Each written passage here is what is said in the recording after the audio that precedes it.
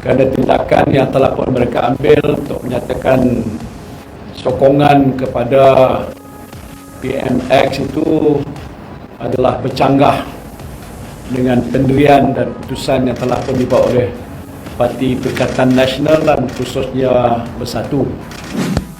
Bersatu mengumumkan bahawa mereka telah mengumpul bukti yang berkaitan dengan tawaran tertentu yang diberikan kepada ahli parlimen parti itu. Presiden Bersatu Tan Sri Muhyiddin Yassin mengatakan bahawa tawaran-tawaran itu melanggar peruntukan SPRM. Beliau juga mengumumkan bahawa laporan akan dikemukakan kepada polis dan SPRM dalam masa terdekat. Muhyiddin memaklumkan bahawa mereka mempunyai bukti berhubung dengan kes ahli parlimen Gua Musang dan ahli parlimen Kuala Kangsar.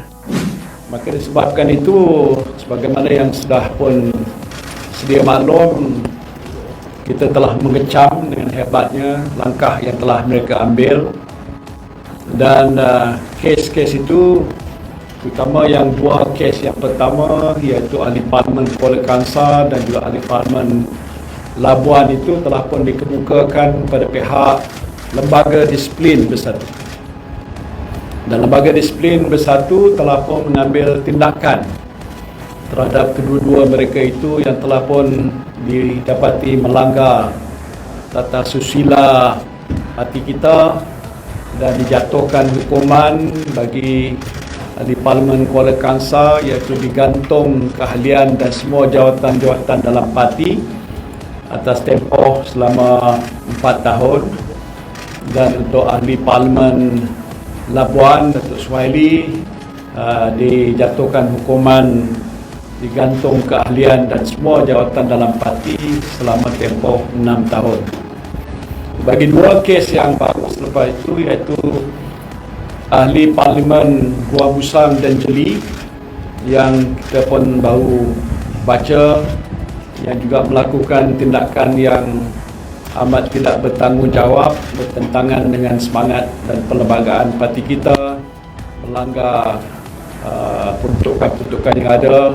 Tindakan yang serupa sedang diambil kerana laporan-laporan terhadap kedua-dua ahli parlimen itu telah pun dibuat pada Lembaga Disiplin, dan Lembaga Disiplin akan bersidang dalam tempoh yang terdekat untuk membuat keputusan hukuman yang akan dijatuhkan kepada mereka ini.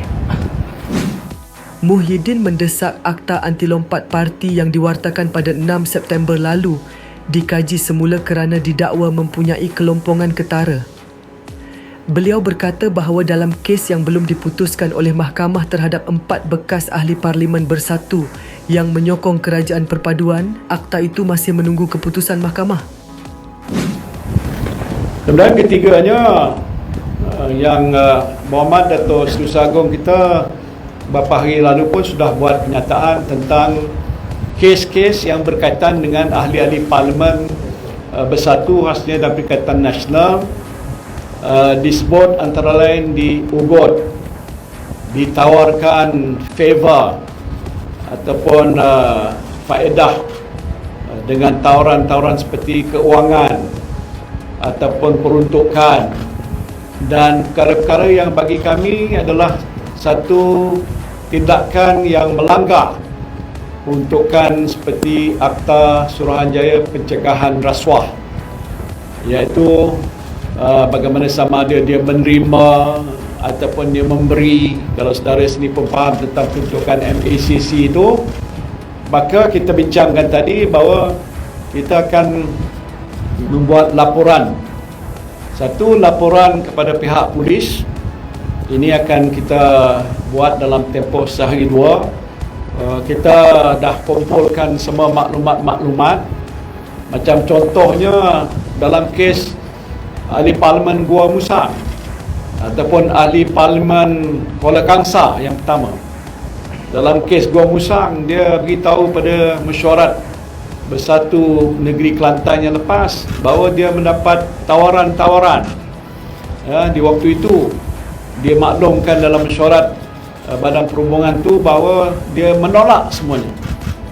Tapi lantas 3 hari lepas tu dia umumkan keputusan bahawa dia sokong sana, dan kita suspek ada perkara yang berlaku yang mungkin telah pun melanggar peruntukan undang-undang. Dan ini data ni kita ada kumpulkan. Macam kes juga, kes apa nama Kuala Kangsar, ya, jelas ada disebutkan dalam laporan tu tarikh-tarikh bila mana pihak-pihak tertentu yang melibatkan toke yang berpangkat Tan Sri pergi jumpa nak ugut, kalau tak buat itu maka akan dikenakan hukuman oleh pihak SPRM dan sebagainya. So there are elements of intimidation, dan juga dalam kes yang lain soliciting untuk dapatkan sokongan dengan menawarkan tawaran-tawaran yang agak besar bernilai berjuta ringgit dan sebagainya. So kita dah kumpulkan bahan ni dan kita akan membuat laporan kepada pihak polis dan juga laporan kepada pihak SPRM dan terhadap SPRM, kepada SPRM pasal mungkin dia memberikan soal akta pencegahan rasuah, dan kepada SPRM kerana mungkin SPRM juga terbabit antara kes-kes yang disebutkan tadi ada melibatkan pegawai-pegawai tertinggi SPRM.